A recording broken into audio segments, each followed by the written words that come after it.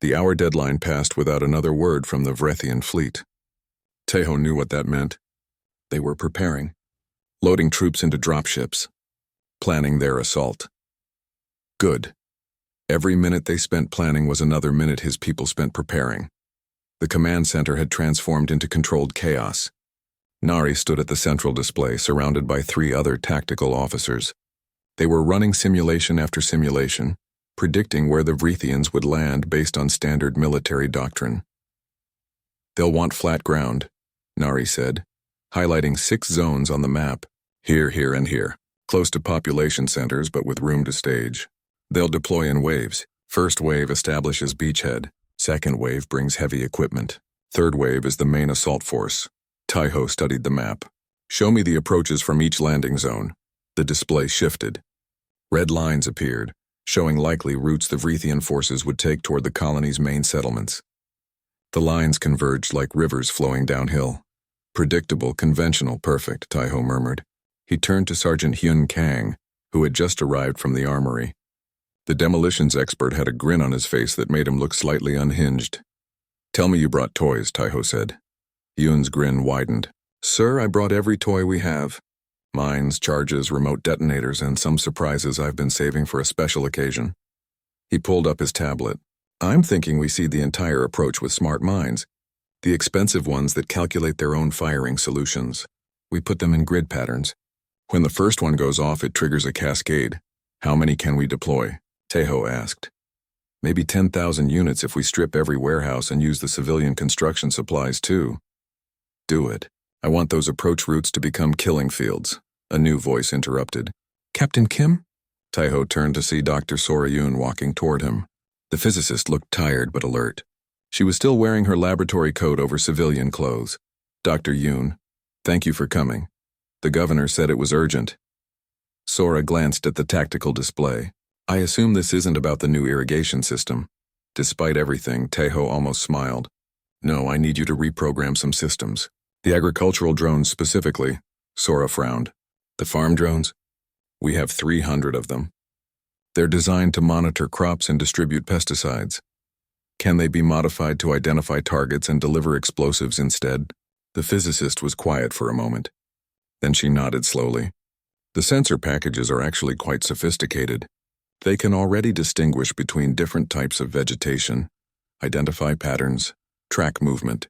Yes, I could modify them, but it would take time and I'd need help. You'll have both. Take whoever you need from the engineering department." While Sora left to begin her work, Tejo moved to where Minho was coordinating with the scout teams. The young corporal had spread physical maps across a table, marking them with quick, precise notes. "Report," Tejo said. "We've mapped all primary approaches, sir. These valleys here and here are natural choke points. If they come through, and Nari's models say they will, we can position observers on the high ground. Clear sight lines for 2 kilometers in some places. How many sniper positions can we establish?" Minho calculated quickly. "Maybe 50 positions with good coverage. 2 shooters per position. We'll need ammunition, though. A lot of it. You'll get it. Focus on officer targets. Once the shooting starts, I want their command structure confused and broken." "No coordination." Minho nodded, already making notes on his maps. The hours blurred together. Tejo moved from station to station, checking progress, adjusting plans, solving problems. Teams of civilians worked alongside military personnel. Engineers modified equipment. Programmers rewrote software. Construction workers dug positions and planted mines. The governor, Ji-won, found him 6 hours after his broadcast. To General Thrax, she looked exhausted. "The civilians want to know what's happening," she said. "I can't keep them in the dark much longer." "Then don't." Tejo gestured to the command center around them. "Show them. Tell them the truth. We're outnumbered, but we're not helpless. Everyone who can help should help. Everyone else should shelter in the reinforced sectors." Ji-won hesitated. "Some will panic, some will. Most won't. Humans are strange that way. Give them something to do and they'll do it." The governor made the announcement an hour later. Tejo watched on a monitor as she stood before the assembled civilians in the main plaza. Her voice was steady as she explained the situation. 1 million enemy soldiers, 3,000 defenders. Impossible odds, but she also explained the plan. Not the details, but the core of it. They would use precision against mass, intelligence against brute force. They would make the enemy's strength into weakness. To Taiho's surprise, the civilians didn't panic. After the initial shock, they organized themselves. Those with technical skills reported to the engineering teams. Those with medical training prepared the hospital facilities. Those with construction experience joined the defensive preparation teams. Even children helped, carrying supplies and running messages. By the 18th hour, Taiho stood on a hillside overlooking one of the predicted landing zones. Hyun was beside him checking his tablet. The mine grid is in place, the sergeant reported. Each unit is networked. When one detects targets and fires, it shares targeting data with nearby units, creates a chain reaction of overlapping fire. Good. What about the drones? Dr. Yoon says she'll have the first batch ready in 2 hours. The rest by morning, Taiho nodded. Below them, the valley looked peaceful. Grass swayed in the evening wind. Nothing suggested that in a few hours it might become a graveyard. Back at the command center, Nari called him over urgently. Sir, we're picking up activity in the fleet. They're loading dropships. How long? Best estimate. 4 hours until first landing. Taiho checked the time. Just past midnight local time. They would attack at dawn. Classic military timing. He activated the general channel to all defense positions. All units, this is Captain Kim. Enemy deployment is imminent. 4 hours to contact. Final preparations now. Check your equipment. Check your positions. Eat something if you can. Rest if you can't do anything else. Once this starts, there won't be time for second chances. He paused, choosing his next words carefully. You all know the numbers. They have 1 million soldiers. We have 3,000. Conventional wisdom says we can't win, but conventional wisdom assumes conventional warfare. We're not going to fight conventionally. They're bringing mass. We're bringing precision. Every shot we fire will count. Every mine we've planted will find a target. Every drone will strike exactly where it needs to. They're going to come at us like a flood. We're going to break them like water against stone. Another pause. Some of you will remember what I told their general. I said I had 1 million targets. I meant it. They've given us a target-rich environment. Now we're going to exploit it. Hold your positions. Trust your training. Wait for my order. We're going to show these invaders what humans do when we're cornered. Good hunting. Kim out. The channel closed. Taiho looked around the command center at his officers. These people who had worked without sleep for 18 hours, who had trusted his insane plan, who were preparing to face impossible odds. Minho spoke into the silence. Sir, do you really think this will work? Taiho considered lying, considered giving them false confidence, but these people deserved the truth. I think we have a chance, he said finally. A real chance. Not because we're better soldiers. Not because we have better equipment, but because we're smarter about how we use what we have. The Vrethians are overconfident. They think numbers alone will win. We're going to prove them wrong. And if we don't, someone asked, then we go down fighting. But we take as many of them with us as we can. And maybe somewhere someone will learn from what we tried here. Either way, we don't surrender. We don't give up. We make them pay for every meter of ground. Nari stood and saluted. Then Minho. Then Hyun. One by one, every person in the command center came to attention and saluted. Taiho returned it, feeling the weight of their trust. 3 hours later, alarms began to sound. Sensors picked up the first dropships leaving the Vrethian fleet. Hundreds of them. Maybe thousands. The sky above New Jeju would soon be filled with them. Taiho watched the display as the enemy ships descended toward the predicted landing zones. Right where Nari said they would be. Right where the mines waited. Right where the snipers had clear sight lines. Right where 300 modified agricultural drones were positioned to begin their deadly new harvest. All units, Taiho said into the comm. Enemy is landing. Hold positions. Wait for my order. Let them commit. Let them think they're winning. On the display, the first Vrethian dropships touched down. Their ramps opened. Soldiers poured out, thousands upon thousands of them. They formed up in dense ranks exactly as conventional military doctrine dictated. Officers shouted orders. Heavy equipment began rolling off the larger ships. 1 million soldiers deploying onto a single colony world. It should have been overwhelming. Instead, Taiho felt calm. The trap was set.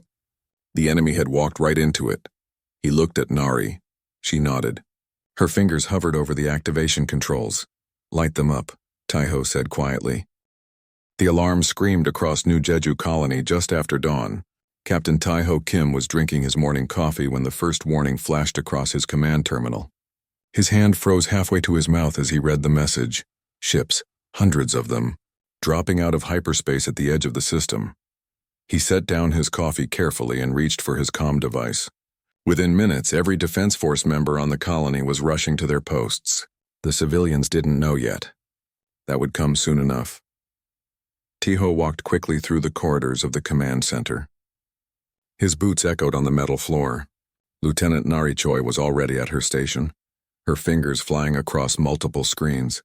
She looked up as he approached. 200 warships, sir, she said. Her voice was steady, but Tai-Ho could see the tension in her shoulders.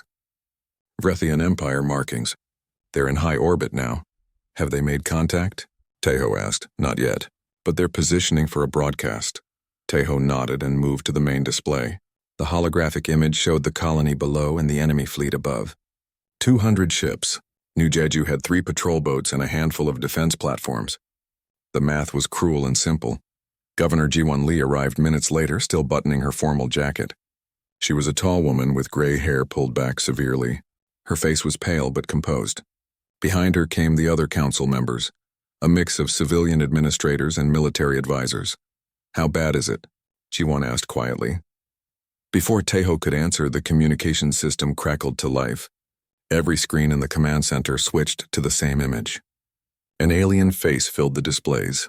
The Vrethian general had dark purple skin stretched tight over a skull that was too long and too angular. 4 yellow eyes blinked independently. When he spoke, his voice was translated by their systems into flat, emotionless words. I am General Threx of the Vrethian Imperial Fleet. Your colony is now surrounded. You have no reinforcements coming. Your defense capabilities are insignificant. The general's mouth pulled back in what might have been a smile. I have 1 million ground troops ready to deploy. 1 million soldiers who will take your colony in a matter of hours. You will surrender immediately. You have 1 hour to respond. The screen went dark. Silence filled the command center. Tai-Ho could hear someone breathing too fast in the corner. He turned to face the council. Every eye was on him. 1 million, someone whispered. We have 3,000. Ji-won stepped forward. Captain Kim, I need options. Tai-Ho looked at the governor, then at his officers, then back at the empty screen where the alien general's face had been. His mind was already working through possibilities, calculating odds, discarding strategies that wouldn't work. We can't fight them head on, he said finally. Not in any conventional sense. Then we surrender, one of the council members said. We have civilians, children, we can't. They won't honor a surrender, Tai-Ho interrupted. The council member fell silent. Look at their fleet positioning. Look at how many troops they're bringing. This isn't an occupation force. This is an extermination force that wants to look merciful first. Ji-won's face hardened. Then what do we do? Tai-Ho was quiet for a moment. In his mind, pieces were moving into place. He had trained for impossible situations. Special operations had taught him to look at problems differently. Numbers didn't tell the whole story. 1 million troops. 1 million targets all in one place. We fight, he said. But not the way they expect. Corporal Minho Park had been listening from his station near the back. The young sniper stood up now, his face puzzled. Sir, with respect, the numbers are exactly the problem, Tai-Ho said. Their problem, not ours. He moved to the tactical display and began pulling up terrain maps of the colony. 1 million soldiers, all deploying to one small colony. Where do they land? Where do they stage? How do they coordinate? Nari was the first to understand. Her eyes widened. They'll be packed together. Dense formations. Exactly. Tai-Ho's fingers moved across the display, highlighting approach vectors and landing zones. They're bringing overwhelming force because they think it will break our will. But 1 million soldiers in a confined space isn't strength. It's a target-rich environment. He turned to face the room. We have 3,000 defenders. We have terrain advantages. We have preparation time. And we have something they don't have. What's that? Ji-won asked. Precision. Tai-Ho looked at each person in turn. They're going to come at us like a hammer. Heavy, brutal, unstoppable. But hammers are clumsy. Hammers miss. And when a hammer swings against air, it's just wasted energy. Another council member spoke up. You want to evacuate the civilians and let them take the colony? No. I want to turn their 1,000,000 soldiers into 1,000,000 casualties. Taiho's voice was calm, but there was steel underneath. We can't move 3,000 people against 1,000,000 and win, but we can move 3,000 bullets, 3,000 shells, 3,000 precisely placed explosives against 1,000,000 targets packed shoulder to shoulder. We can move smart minds that calculate firing solutions. We can move drones that identify and eliminate. We can move with precision while they move with mass. The room was silent again, but it was a different silence now. People were thinking, calculating. Minho spoke quietly. That's a lot of death, sir. Yes, Taiho said simply. It is, and I'll carry that weight. But we all carry it if we let them land unopposed and slaughter our civilians. He looked at Jiwan. Governor, I need your authorization. I need every engineer, every physicist, every person with technical skills. I need them now, and I need them working on what I'm about to ask. Jiwan studied his face for a long moment. Then she nodded. You have it. Taiho turned back to his officers. Nari, start building predictive models. Where will they land? How will they deploy? I want to know before they do. Minho, get your scouts out. Map every approach, every sightline, every piece of ground between their landing zones and our population centers. The officers moved immediately. Taiho pulled up the communication system and prepared to send his response to General Threx. Jiwan moved beside him. What will you tell him? She asked. Taiho thought about the alien general's face. The arrogance. The certainty. He thought about 1,000,000 troops dropping from the sky thinking they'd already won. I'll tell him the truth, Taiho said. He activated the broadcast system and stared into the camera that would carry his words up to the waiting fleet. His face was calm. His voice was steady. General Threx, this is Captain Taiho Kim of the new Jeju Defense Force. We have received your ultimatum. He paused. You say you have 1,000,000 troops. Good. I have 1,000,000 targets. He cut the transmission. Behind him, someone laughed nervously. Then someone else. Then the whole room was moving. People rushing to their stations, calling out orders, pulling up maps and schematics. The colony was preparing for war. Taiho looked at the tactical display one more time. 1,000,000 soldiers. It should have been terrifying. Instead, he felt the cold clarity that always came before a mission. They had 1 hour before the deadline. They had maybe 6 hours before the landing began. It would be enough.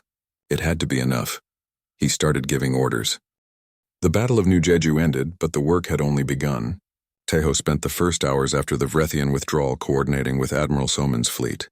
The Third Fleet established orbital security while human forces on the ground dealt with the surrendered enemy troops. 300,000 prisoners was an enormous problem.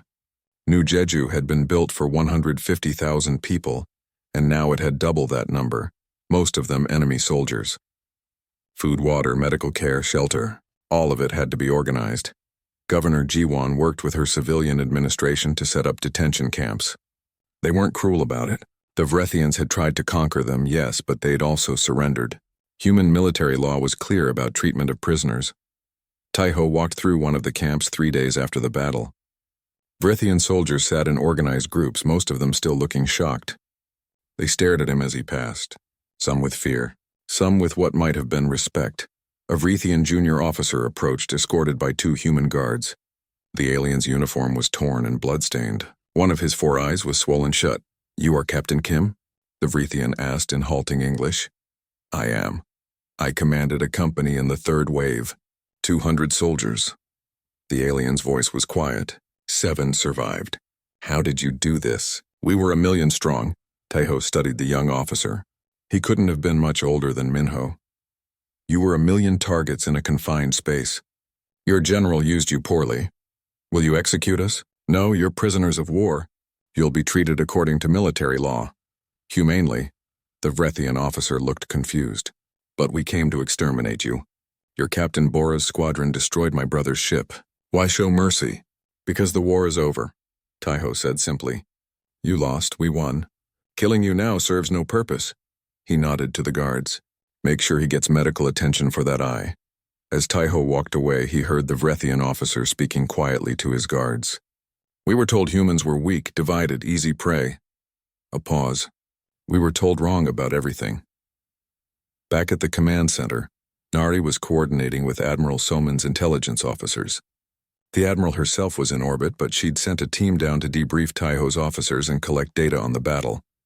Captain Kim, one of the intelligence officers, said as Taiho entered, "We've been analyzing your defensive strategy. The mine network, the drone modifications, the mass driver conversion. It's brilliant. Unconventional, but brilliant. It worked because the enemy was predictable," Taiho said, "and because I had good people executing the plan. Still, Command is very interested.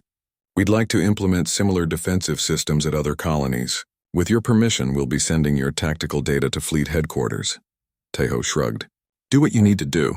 Just remember, it only worked because we had time to prepare and the enemy was overconfident. Against a cautious enemy, against one who learned from Threx's mistakes, it might not work at all." The officer nodded. "Noted. Still, you turned 1,000,000 enemy soldiers into a liability. That's worth studying." That evening, Taiho stood on a hillside overlooking one of the battle sites. The bodies had been removed, human and Vrethian both, but the land was scarred. Blast craters, burned vegetation. The ground where 10,000 soldiers had died looked like the surface of a dead moon. Minho found him there, 2 bottles of something that passed for beer in hand. He offered one to Taiho. "Thought you might want company," the young sniper said. They drank in silence for a while, watching the sun set over the damaged landscape. "I killed 43, confirmed," Minho said finally. 43 officers, each one trying to save their troops, trying to do their duty, and I shot them like targets at a range." "You did your duty too," Taiho said. "Did I?" Minho's voice was rough. "I'm not sure anymore. When I enlisted, they told us we'd be defending humanity, protecting colonies. I didn't think it would feel like this." Taiho understood. He'd felt the same thing after his first combat mission years ago. The disconnect between what you thought war would be and what it actually was. "It's not supposed to feel good," he said. "The moment killing feels good is the moment you become something else. Something worse. Then why do it at all? Because sometimes the choice is between killing and letting everyone you care about die. That's not a good choice, but it's the choice we had." They finished their drinks and walked back toward the colony. The streets were full of people now, civilians emerging from shelters, beginning the work of rebuilding. Children played in the squares, unaware of how close they'd come to death. A week after the battle, Admiral Soman finally came down to the surface. She met with Governor Ji-won and Captain Kim in the colony's administrative building. The Admiral was a compact woman in her 50s, her hair steel gray, her uniform immaculate despite traveling on military transports. "Captain Kim," she said, shaking his hand firmly. "I've read the reports, but I want to hear it from you. How did you know it would work?" "I didn't know, Admiral. I guessed. I calculated. I hoped. A guess that killed 600,000 enemy soldiers and saved a colony." Admiral Soman sat down and gestured for them to do the same. "Command is calling it the greatest defensive victory in modern warfare. They want to give you a medal. Probably several medals," Taiho grimaced. "With respect, Admiral, I don't want medals for this. I didn't think you would. But you'll accept them anyway, because those medals aren't really for you. They're for every colony that heard what happened here. They're a message that humanity can defend itself against overwhelming odds." Governor Ji-won spoke up. "Admiral, what's the status of the Vrethian Empire? Are they going to send another fleet? Unlikely. The Empire is in chaos right now. Subgeneral Kreth took half the surviving fleet and went back to their territory.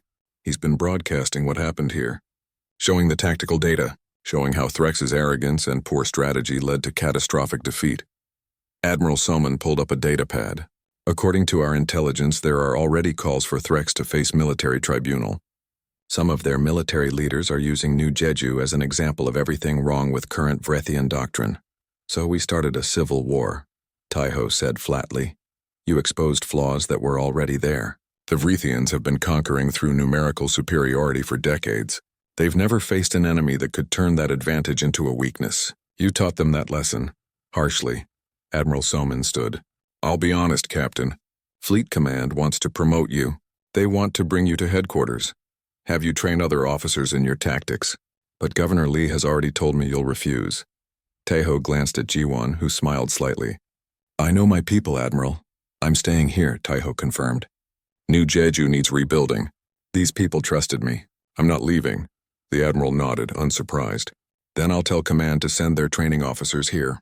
You can teach them while you help rebuild. She moved toward the door, then paused. One more thing. The Vrethian prisoners. We're arranging transportation to take them off-world.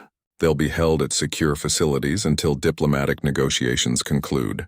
But several of their officers have asked to speak with you before they leave. Why? To understand how they lost.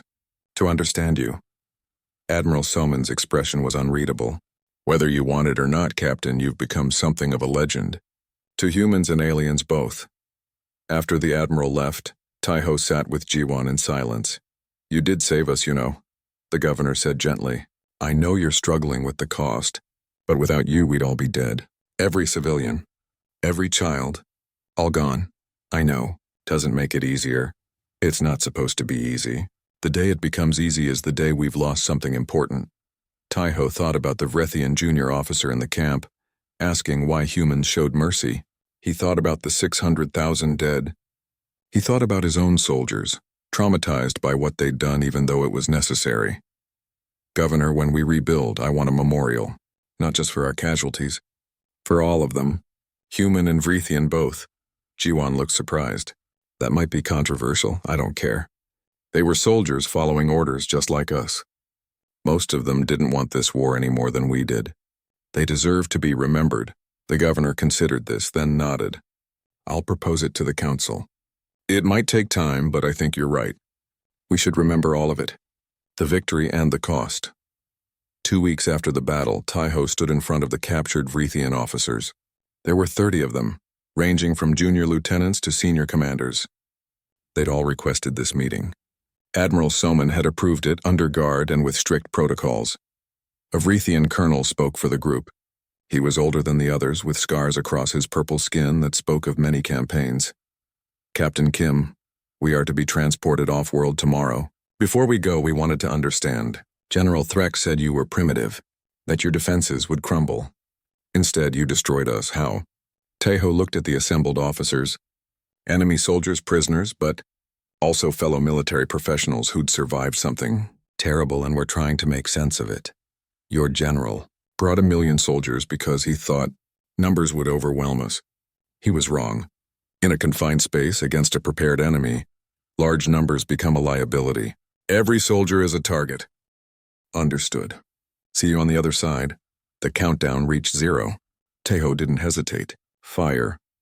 The mass drivers had been built to launch cargo into orbit. Raw materials, manufactured goods, supplies for visiting ships. They used electromagnetic rails to accelerate payloads to enormous speeds. They were never meant to be weapons. Engineer Junho Lim had made them into weapons anyway.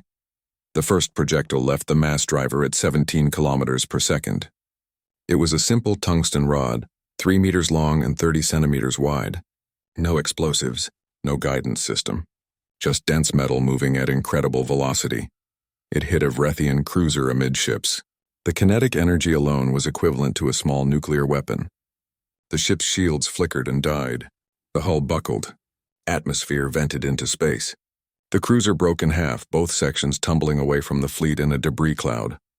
Target destroyed, Nari reported, her voice tight with excitement. Reloading! 4 more mass drivers fired in sequence. 4 more tungsten rods screamed up from the surface. 3 more hits. 1 Vrethian destroyer simply ceased to exist, vaporized by the impact. Another lost its engines and began falling toward the planet. A frigate took a glancing blow that tore away half its superstructure. Aboard his flagship, General Threk staggered as the ship rocked from nearby explosions. What's happening? He screamed. Where are those shots coming from? The surface, sir. They've turned their cargo launchers into weapons. Impossible. Those can't target military vessels. But they already had. Dr. Yoon's calculations had been perfect. She'd predicted where each ship would be, plotted the trajectory, adjusted for orbital mechanics and atmospheric interference. The mass drivers couldn't track moving targets, but they didn't need to. The Vrethian fleet had positioned themselves for orbital bombardment, stationary and predictable. Another barrage fired. More ships died. The Vrethian fleet began to scatter, trying to move out of the firing solution. But moving meant abandoning their bombardment positions. Moving meant giving up their advantage. And moving meant exposing themselves to Captain Bora's makeshift fighter squadron. The civilian spacecraft had been modified quickly and without elegance. Cargo haulers now carried missile pods welded to their hulls. Personal yachts had been armored with whatever materials the engineers could find. A mining shuttle had been fitted with a drilling laser that could burn through ship armor if you got close enough. It was a ridiculous fleet. It should never have worked. But the Vrethian ships were already damaged, already confused, already breaking formation. Bora's pilots hit them in that moment of chaos. Break by pairs, Bora ordered over the squadron channel. Target damaged ships. Hit and run. Don't try to fight fair. Her own ship, a modified cargo hauler she'd named Defiant, dove toward a Vrethian frigate that was venting atmosphere. The frigate tried to turn to bring weapons to bear, but it was too slow. Bora's co-pilot launched both missiles at point-blank range. The explosions tore through the frigate's damaged hull. Secondary explosions rippled along its length as internal systems failed. The ship went dark, tumbling away from the battle. All around the orbital space, similar scenes played out. The human pilots were outnumbered and outgunned, but they were fighting smart. They used the debris from destroyed ships as cover. They coordinated their attacks, multiple ships targeting single damaged enemies. They exploited every weakness the mass driver strikes had created. A Vrethian battleship managed to get its weapons online and destroyed 2 human ships in quick succession. But 3 more immediately swarmed it from different angles, overwhelming its point defense. A mining laser burned through its bridge. Missiles found its engine section. The battleship's commander barely had time to order abandon ship before power failed completely. Back in the command center, Taiho watched the battle unfold. The tactical display was a chaos of red and blue markers, moving and dying and being reborn as reinforcements jumped in.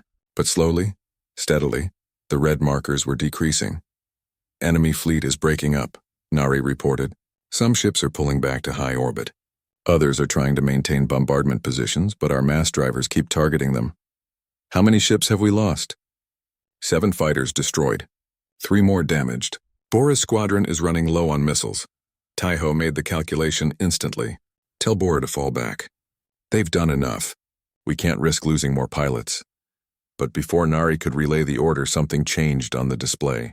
A cluster of Vrethian ships, maybe 20 of them, suddenly broke from the main fleet. They weren't retreating. They were regrouping. Sir, multiple enemy vessels forming up, Nari said urgently. They're organizing for a coordinated attack. Taiho studied the pattern.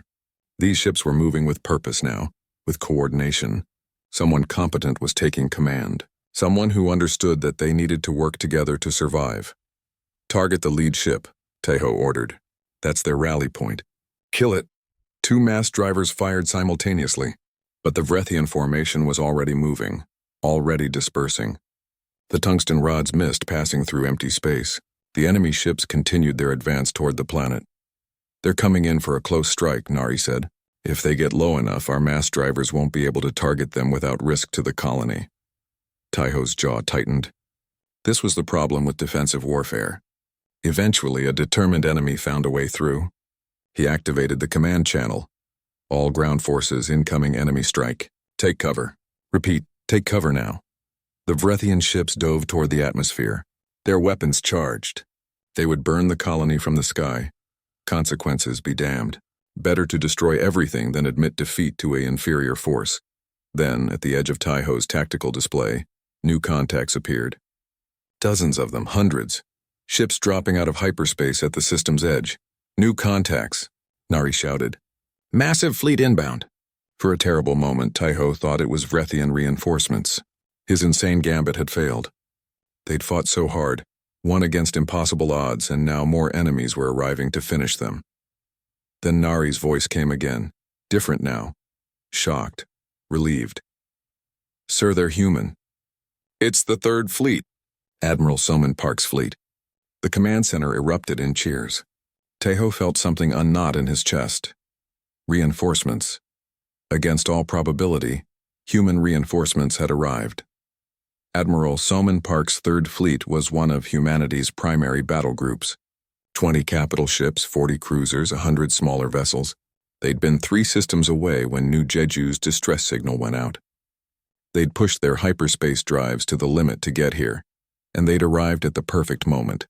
The Vrethian ships diving toward New Jeju saw the new fleet and panicked. Some tried to pull up. Some continued their attack run. Some tried to flee. The lack of coordination was fatal. The Third Fleet opened fire. Railgun rounds crossed the space between fleets at relativistic speeds. Missiles with fusion warheads tracked their targets with perfect accuracy. Energy beams burned through shields and armor. The Vrethian strike force died in minutes, their ships reduced to expanding debris clouds. Aboard his damaged flagship, General Threx watched his fleet die. 200 ships reduced to less than 50. 1,000,000 ground troops reduced to broken remnants hiding on the surface. And now a fresh human fleet had arrived, outnumbering his survivors. His tactical officer spoke quietly. "Sir, we should withdraw." "We can't win this," Threx wanted to argue, wanted to order one final attack. But he wasn't stupid, just arrogant. And even arrogance has limits when faced with total defeat. "All ships," he said finally, his voice hollow. "Withdraw to hyperspace. We're leaving." But before he could give the jump order, another voice came over the fleet channel, a voice Threx recognized. His second-in-command, Sub-General Kreth. "General Threx? This is Sub-General Kreth aboard the cruiser Dominator. I'm relieving you of command under Imperial Regulation 7. Your decisions have led to catastrophic losses and violated basic military doctrine. Stand down." Threx stared at the communication panel in shock. I dare what I must." "Half the surviving fleet stands with me. We're withdrawing. Any ships that wish to continue this suicide mission are welcome to stay and die with the General." On the tactical display, Taiho watched the Vrethian fleet split. Roughly half the surviving ships turned away from the planet, their engines burning hard for the edge of the system. The other half remained in orbit, weapons still active, still defiant. "They're fighting each other now," Nari said in disbelief. "They're actually fighting each other." Admiral Soman's voice came over the command channel. "New Jeju Defense Force, this is Admiral Park. We see the situation. Recommend you stand down and let us handle the remaining hostiles." Taiho activated his comm. "Admiral, good to see you. We'll stand down. But you should know, some of those ships are trying to surrender. The ones moving away from the planet." "Understood. We'll sort it out." "Captain Kim, I've been receiving your tactical data for the last 3 hours. I have to say that was the most audacious defensive action I've ever seen. Command is going to want to talk to you." "Looking forward to it, Admiral." New Jeju Defense Force standing down. Taiho cut the channel and slumped into his chair. Around him, the command center was celebrating. People were hugging, crying, laughing. The impossible had happened. They'd won. Nari sat down beside him. "We did." The first mine detonated at exactly 0547 local time. The Vrethian soldiers had been on the ground for 12 minutes. They had formed into massive columns, thousands of troops marching in tight formation toward the colony's main settlement. They looked unstoppable. They looked like an army that had already won. Then the ground beneath them exploded. The smart mine had calculated its targets perfectly. The shaped charge fired upward into the densest part of the formation. The explosion killed 16 soldiers instantly. But that was just the beginning. The detonation triggered the networked system. Within half a second, 17 more mines fired. Then 43. Then hundreds. The entire grid activated in a cascading wave of precisely timed explosions. Each mine shared targeting data with its neighbors. Each mine found the thickest concentration of enemy troops. Each mine fired with mathematical precision. In the command center, Taiho watched the thermal display as white-hot blooms appeared across the landing zones. The screen showed confusion, chaos, bodies falling. The Vrethians had been advancing in parade formation. Now they were dying in that same formation. "Artillery, you're clear," Taiho said calmly into the comm. Commander Daehyun. Oh had been waiting for this moment. The old artillery officer had set up his guns during the night, positioning them on high ground with overlapping fields of fire. His calculations had been perfect. "Fire for effect," Daehyun ordered. The first shells screamed through the dawn sky. They weren't conventional high explosives. These were precision-guided munitions, each one capable of adjusting its trajectory mid-flight. They fell into the Vrethian formations with devastating accuracy. More explosions, more casualties. The enemy tried to scatter, but they were too densely packed. Soldiers trampled each other trying to escape. Officers screamed orders that nobody could hear over the sounds of detonation and death. "Drones, you're up," Taiho said. Dr. Sora had done better than anyone expected. The agricultural drones rose from their hidden positions like a swarm of mechanical insects, 300 units each carrying modified payloads. They moved with inhuman precision, their sensors identifying targets, their programming calculating strike points. The drones didn't carry large explosives. They didn't need to. Each one delivered small-shaped charges designed to penetrate armor and find the soft bodies inside. They targeted officers first, identified by their different uniforms and command positions. Then they moved to heavy weapons teams, then to anyone who looked like they were trying to organize a defense. On the hillside 2 kilometers from the nearest landing zone, Minho settled into his firing position. Through his scope, he could see Vrethian officers trying desperately to rally their troops. He exhaled slowly and squeezed the trigger. The rifle kicked against his shoulder. Downrange, a Vrethian commander dropped. "Target down," Minho reported quietly. He shifted to his next target. Another officer. This one screaming into a communication device. Another shot. Another body falling. All along the ridgeline, 50 sniper teams were doing the same work. Each shot was careful. Each shot counted. They weren't trying to kill masses of soldiers. They were removing the command structure, creating chaos at every level of the enemy force. In orbit, General Threx stared at the tactical displays in growing horror. His million-strong army was taking catastrophic casualties. The reports coming up from the surface made no sense. Mines everywhere, artillery that never missed, drones attacking from all directions, snipers that seemed to see everything. How? He demanded. How is this possible? They had 3,000 defenders. His tactical officer was pulling up damage reports. "Sir, we've lost over 50,000 troops in the first 15 minutes. Casualties are continuing to mount. The ground commanders are requesting permission to withdraw and regroup." "No," Threx slammed his fist on the console. "We have 1,000,000 soldiers. Push through. Overwhelm them." But overwhelming force only works when you can bring it to bear. The Vrethian troops were packed so tightly that they couldn't maneuver. When they tried to spread out, the mines found them. When they bunched together for protection, the artillery found them. When officers tried to coordinate, the snipers found them. The humans had turned the Vrethians' greatest advantage into their greatest weakness. Back in the command center, Nari was updating the tactical display in real time. "Sir, enemy is attempting to advance through Sector 4. They're moving in smaller groups now, trying to avoid the minefields." "Show me," Taiho said. The display zoomed in. Small groups of Vrethian soldiers were picking their way carefully through the terrain, trying to reach the colony's outer defenses. They looked cautious now. Afraid. "Private Una," Taiho called to the young communications specialist. "Send this message to all militia units. Enemy infantry advancing in Sector 4. Engage at will." The militia wasn't regular military. They were farmers, factory workers, teachers, but every adult on New Jeju had basic combat training, and they'd been preparing for this moment. They knew the terrain better than any invader could. They had the advantage of defense, of local knowledge, of fighting for their homes. The Vrethian soldiers advancing through Sector 4 walked into a nightmare. The militia hit them from prepared positions using the natural terrain for cover. They fought smart, taking shots and falling back, never staying in one place long enough to be targeted. They made the enemy pay for every meter of advance. 3 hours into the battle, the Vrethian ground forces were in full disarray. Over 200,000 troops were dead or wounded.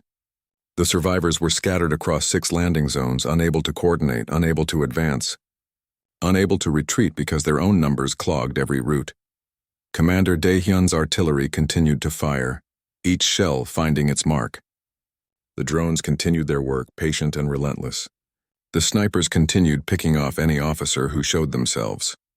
The mines continued to detonate whenever the enemy tried to move through the approach routes, and the humans had lost less than 200 soldiers.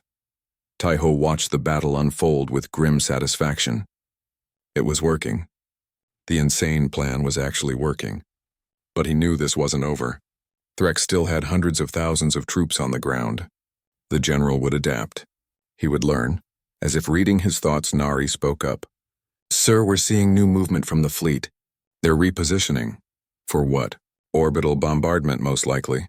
They can't win on the ground, so they're going to try from space." Taiho had known this was coming. He'd prepared for it, but it still made his chest tighten. Orbital bombardment meant the colony itself was at risk. Not just the soldiers, but the civilians. "The children, everyone. How long do we have?" he asked.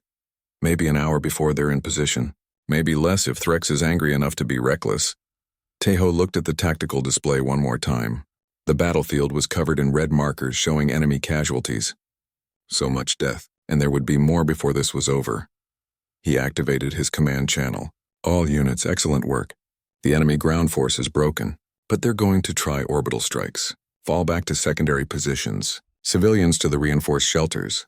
Move now, move fast. Then he turned to Nari. Get me Dr. Yoon and Engineer Junho Lim. Tell them it's time for Phase 2. Nari looked surprised. Sir, I didn't know there was a Phase 2. Tejo allowed himself a small, cold smile. There's always a Phase 2. We hurt them on the ground. Now we hurt them in space. On the surface, the Vrethian survivors tried to regroup. They'd come expecting easy victory. They'd found precision death instead. Their million-strong army had been reduced to a rabble in 3 hours. Bodies littered the landing zones. The wounded outnumbered the healthy. Morale had shattered. A Vrethian squad leader, one of the few officers still alive, looked up at the sky where the fleet waited. He thought about the humans they'd come to conquer. 3,000 defenders. How had 3,000 defenders done this? Then he heard a sound that made his blood run cold. A high-pitched whine. He looked up to see more drones approaching, their sensors already locked on his position. He never saw the colony's mass drivers beginning to rotate toward the sky. He never knew that the humans weren't done fighting. He died thinking his fleet would avenge him. He was wrong about that too. In orbit, General Threx gave the order. All ships prepare for orbital strike. I want that colony reduced to rubble. I want every human dead. Fire when ready. The Vrethian warships began charging their weapons, their targeting systems locked onto the colony below. In 5 minutes, maybe less, they would unleash enough firepower to level entire cities. But in those 5 minutes, everything would change. Tejo stood in the command center, watching the countdown. Dr. Yoon and Junho had done impossible work in impossible time. The colony's industrial mass drivers had been weapons all along, just weapons nobody had thought to use against ships in orbit. Range? Tejo asked. They're moving into optimal position now, Nari reported. Another 60 seconds. Captain Bora, Tejo spoke into the comm. Are your pilots ready? From the small hangar where civilian spacecraft had been hastily armed and armored, Captain Bora Shin's voice came back steady and confident. Ready, sir? We're not much of a fighter squadron, but we'll do what we can. That's all I ask. Launch when the mass drivers fire. Hit them while they're confused.